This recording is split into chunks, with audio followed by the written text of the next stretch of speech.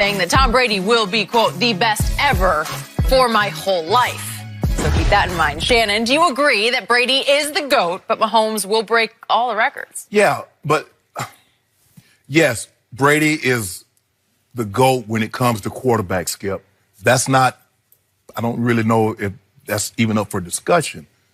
Jerry Rice is the GOAT receiver. But there are seasons that Sterling Sharp was better than Jerry Rice. There are seasons that Chris Carter was better than Jerry Rice. Jerry Rice is the GOAT receiver.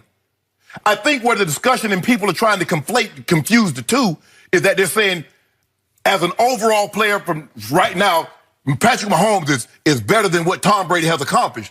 At this very moment, Patrick Mahomes is a better quarterback than Tom Brady. Wrong, but go ahead. He is. Give it simple as that. No, he's not. Was he a better quarterback last year? No.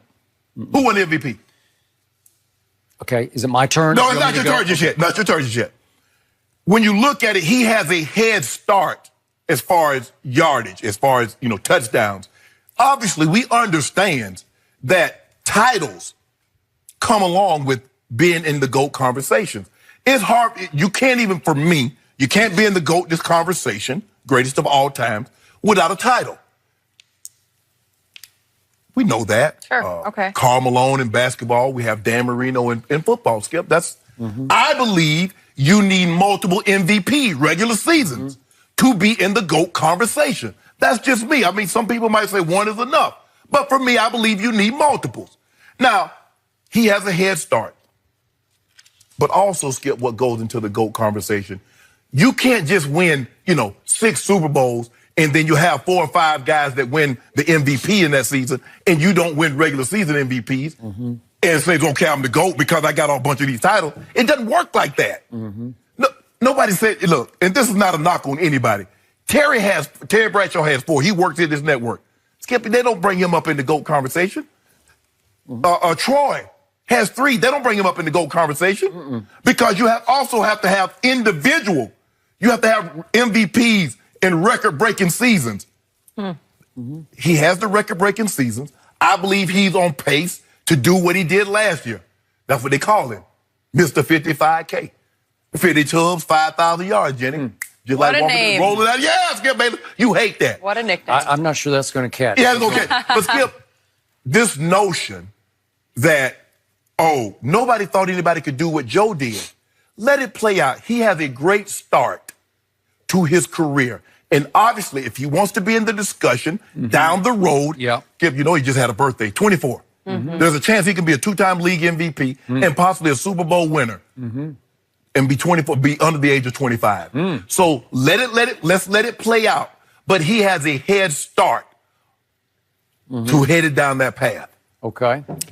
So before I get into all my rebuttals to every point you just made, allow me to add some backstory to Quandre Diggs and Patrick Mahomes because they did play each other when Quandre was playing Texas versus Texas Tech. If we do have that play where Quandre introduced himself to Patrick Mahomes, who was in for Davis Webb, who had been hurt. Here's the play in question, a little read option, keep, boom. And that was the end of Patrick for that game. And he wobbled off the field after that, not to be seen again in that game, but obviously he did bounce back in his college career. Hang on, Patrick. Hang on. Oh, that's a tough Hang on. Yeah, that's a tough hit. But the irony of this is that these two became friendly, and I think I could go as far as to say that Quandre and Patrick have become friends. They do text each other, so there's no bad blood going on there. So given the fact that they are friendly to the point of friends, now we need to reiterate what the quote was from Quandre, and he is the starting strong safety for the Baltimore Ravens, about to play Patrick. I'm sorry, about to played him last week. Played him last week. Sure. Okay. He says, Quandre, to me, Tom Brady is going to be the best ever for my whole life. That's just how it is. That's it. That says it all to me. That's just how it is. But the way Pat's going, he's going to break every record in NFL history if he keeps this up. Yeah. I agree with both statements. He's on his way to shattering every record. I think there's nothing safe from Patrick Mahomes, in large part because of the offense he plays in and the mastermind, the offensive mastermind behind it. But see, by saying that, you shortchanged this man. Okay. Let me tell you who else played in that offense, Skip Bayless. I'm going to give you some names, and you tell me if they put up those numbers. Joe Montana, Steve Young, Brett Favre, John Elway, Donovan McNabb. Okay, that was the roots of this offense, but he has tweaked it. He's made it his own. Because in the true West Coast, Skip, the offense was about getting the ball in guys' hands and letting them run with it. Where Andy has tweaked it is he pushes the ball down the field because like the guys have so much speed. Yes. Okay.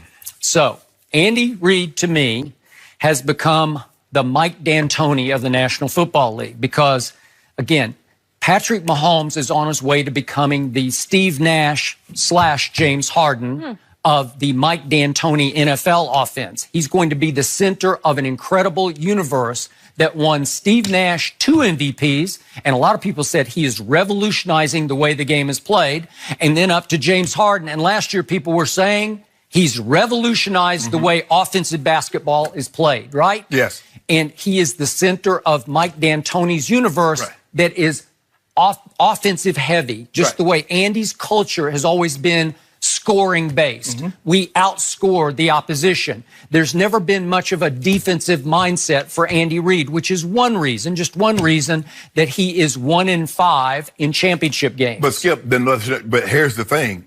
In championship games with the Eagles, for the most part, they didn't play well. Jim Johnson had some defenses. They had decent defenses, but Skip, you remember those championship in Tampa, when Tampa came and beat them, Rondé got that pick 6 that set the tempo. They did not play well, and that's normally what happened with Andy, and that's what normally got him in trouble. This was really the first time. Well, actually, the one that he won and got to the Super Bowl against Belichick and Brady, that was a Jim Johnson special because Terrell Owens got hurt going into that playoff run and didn't play a single playoff game until the Super Bowl, right?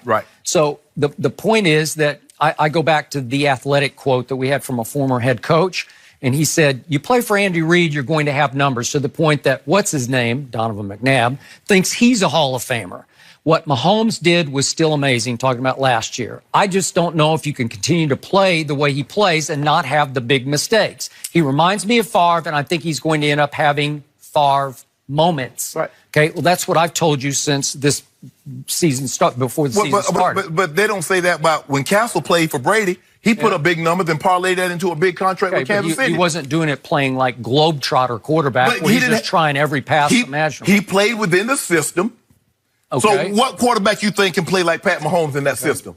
And it would have to call plays differently. He now has a better Donovan McNabb. Maybe a way better Donovan. And I love Donovan. I'm a big fan of Donovan. But you, Skip, every quarterback has a system catered to what they do really well.